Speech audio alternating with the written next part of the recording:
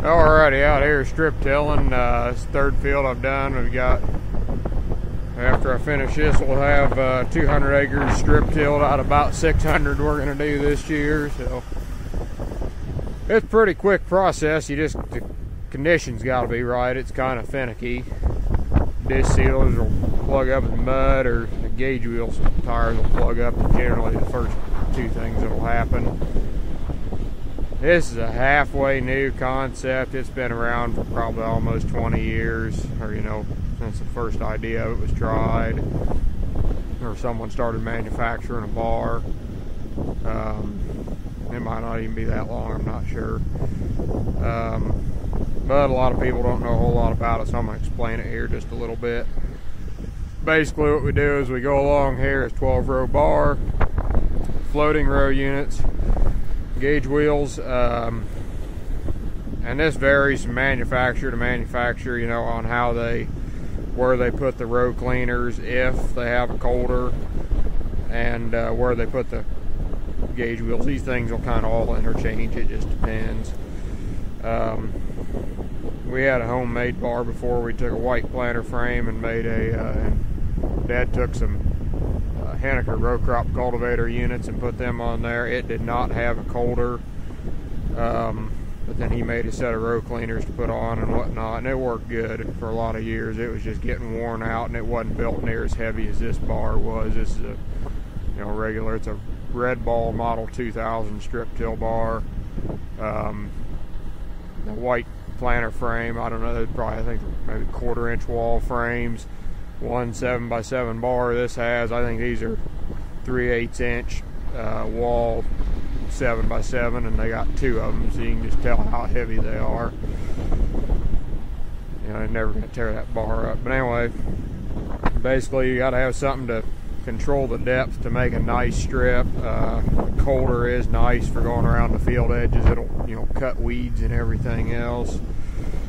Never plugs up that way. The old bar we had didn't have a coulter on it, and it would kind of wrap around the shank. You have to get off, kick the plug out, but that coulter helps. And then these row cleaners, these things float. I don't know how I like them compared to the other one had fixed row cleaners. I might like that a little better. But anyway, you just mainly got to get the trash kicked out of the way, and then the shank, we run about 7 or 8 inches deep. If you're in a spring strip till, you probably should run about 4 inches, because otherwise it just pulls up too many clods and they don't have a chance to weather down before you plant. As in here, we're in October doing it. You got plenty of time to weather the clods down. And we always run row cleaners on the planter also. And then these disc sealers, the old bar we had they were two disc sealers together. This one has, as you can see, independent disc sealers, kind of nice, let stuff flow through a little better. And then the Kraus Gladiator strip till bars have a rolling basket on the back, but it's got chains in it instead of bars. And those work real nice, because then they don't ever plug up in the mud, and they kind of tamp it back down just a little bit. These are just almost ideal conditions we're running in here, which helps. We don't get a chance like this to run a whole lot in conditions this good. It could be a little drier yet, but this is still pretty good. But anyway, you make this strip here, and it makes a nice mound of dirt, and by the time you come back in the winter time, that's all settled down. There's still a little bit of a mound there, in the springtime, but it's settled some, and that's just a nice, real loose seed bed. You're never planting into a wheel track, and we spray a burn down in the springtime, but as far as we don't do any spring tillage work on our corn ground, we just plant the corn right into that. So anyway, that strip till, I did a video last year, but got a lot of new subscribers, and I have the questions. So something we had this year didn't have last year is the GPS. Really nice here. I did this Thursday. I did the border in this bit, and then I've done the rest of the field here today, which is Saturday. And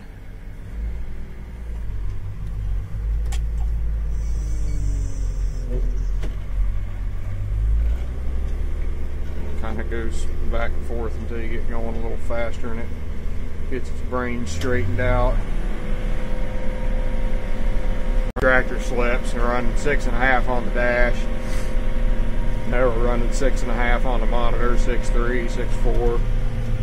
You don't want to go much over 6 because it just blows the dirt out too much and the disc sealers can't make a nice mound with it. About the 4 to 6 mile an hour range is ideal. It's better to be up by 6, but with our old bar, when we were still pulling them with the 4210 before we had this tractor, we only run about 4.5, and it did all right there too. It just kind of slow going, but you are taking 30 foot, and that helps. Run the RTX which is like 1 to 2 inch accuracy on the monitor, and the reason we went with that is because it's a lot cheaper than RTK setup. We just have the thing that goes on the steering wheel, take the original steering wheel off, slide the motor on, put the steering wheel back on. We thought about trying to get one that ties in the hydraulics, but honestly, after you pull this, even if we had RTK, every now and then you'll see a row that, the guest row at the end is not quite as accurate as you'd want it to be, but I mean, it's still, that's why it's in like an 8-inch wide strip instead of it's an inch or two off. You still hit it with the planter. If you're running a bigger planter than the bar you got. But anyway, even if you had RTK, I don't think you could be that accurate, pass to pass, just because the bar, you can see the combine tracks here on an angle, the bar, and there's a sprayer track. The bar is just going to pull from side to side. It's not going to draft perfect, and so you're just not going to get it that accurate. The tractor, even if it's driving perfectly straight, the bar might not exactly be perfectly straight. Just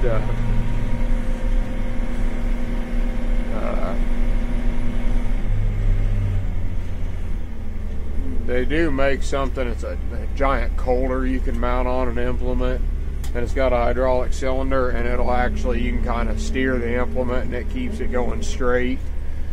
It goes in, I don't know how deep it goes in the ground, but it goes in probably at least 6 inches or so, so you can, it's a great big coulter, so you can it could almost steer the implement and everything. If you had that and RTK, yeah, you could probably just about get it perfect, but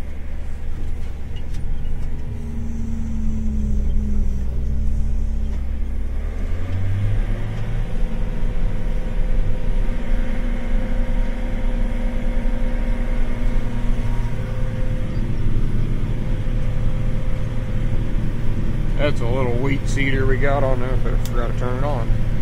After I stopped there on the end, make a little strip of wheat, and that gives something that, it's easy to find the center of 12 rows then when we come back and plant in the springtime or run the sprayer or anything like that. You used to use about 1.5 pounds of wheat an acre, is what it would seed. Now it went down to about 1 pound an acre when we got this tractor, because we're running about almost 50% faster than what we used to.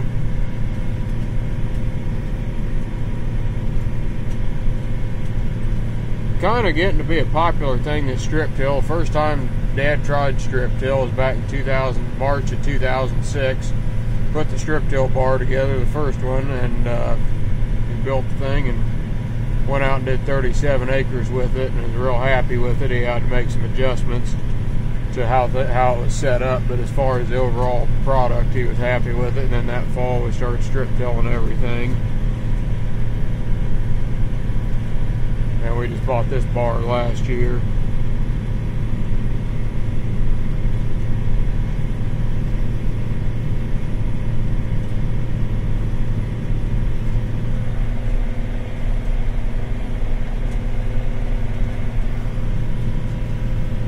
For a while, nobody hardly even knew really what strip till was, or didn't know much about it. But it kind of, Dad talked to one, and I talked to another guy who they're wanting to try some strip till. One guy came over and looked at the setup we had, and popular thing that's kind of up and coming to leave a little more residue up on top of the ground yet and make a worked seed bed that's nice to plant into.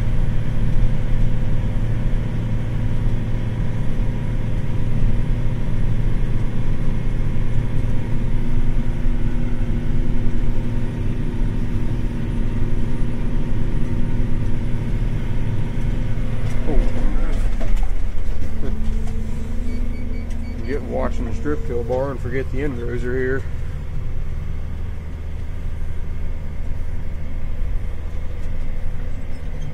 I think there's a headland function you can turn on to have it beep at you.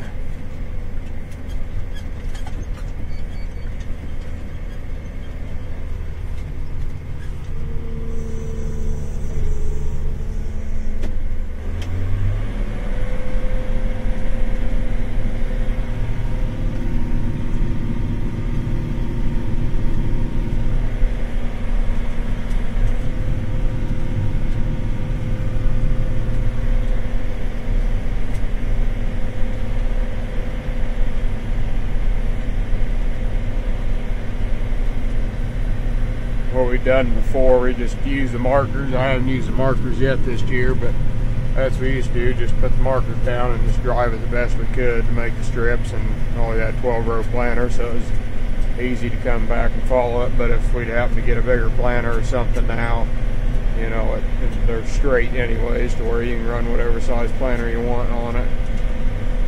12 and 16 row are pretty popular size bars. They make a 24-row rimlinger. I think Kraus does too, and Orthman all make a 24-row bar, and that would take a lot of power to pull. You'd probably need at least 500 horse, depending on how your soils are. Our soils pull pretty hard. This field's pulling pretty easy, but the farm I was on there Thursday, I was down to about 5.5 between slippage and it pulling the engine down and everything.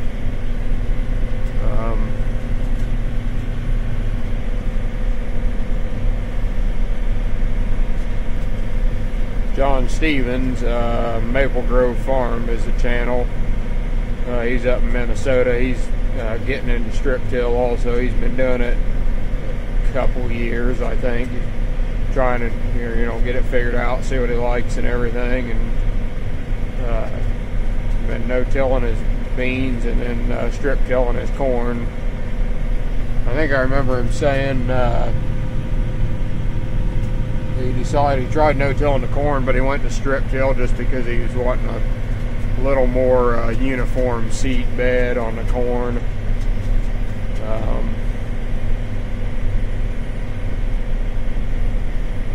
Especially if he was doing spring strip till too, which his soils are probably a lot different than we got here. But I'll go check him out and see what he's got going on for strip till. It's, you know, different with whatever soils you got, and you gotta try whatever works. Like then you get out there out in South Dakota, you get Ted Kaler. He's able to no-till everything in his soils. They're sandy enough and whatnot that he can no-till and get away with it on everything. Sure cut back on machinery cost if you could do that.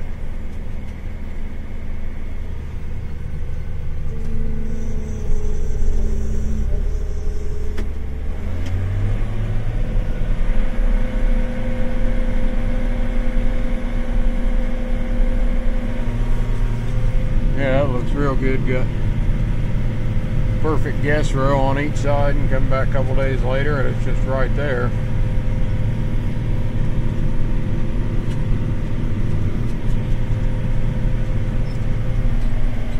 And they said this with RTK, you can come back, you know, in the springtime and be, you know, right on where you were. This RTX might drift a little more, but you know, I'd made a border with our 30-foot soil finisher here in the springtime, and I came back and used that border with the 30-foot strip till bar, and it was right on where I'd made it. You know, I just went right up along the fence row, and it just laid it off just right. I did that on another farm also.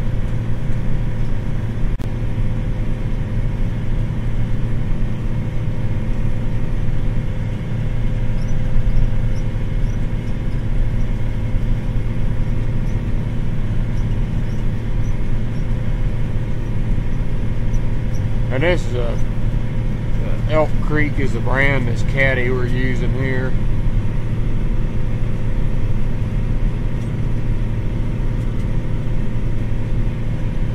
We have it hooked up 2-point onto the bar so that it can pivot where the caddy hooks on. It's just a 2-point pole, and because we wanted a drawbar set up.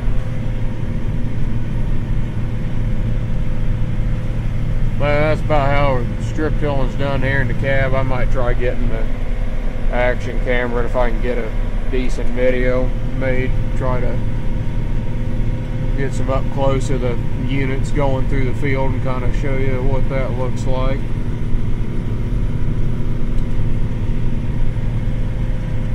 So, thanks for watching.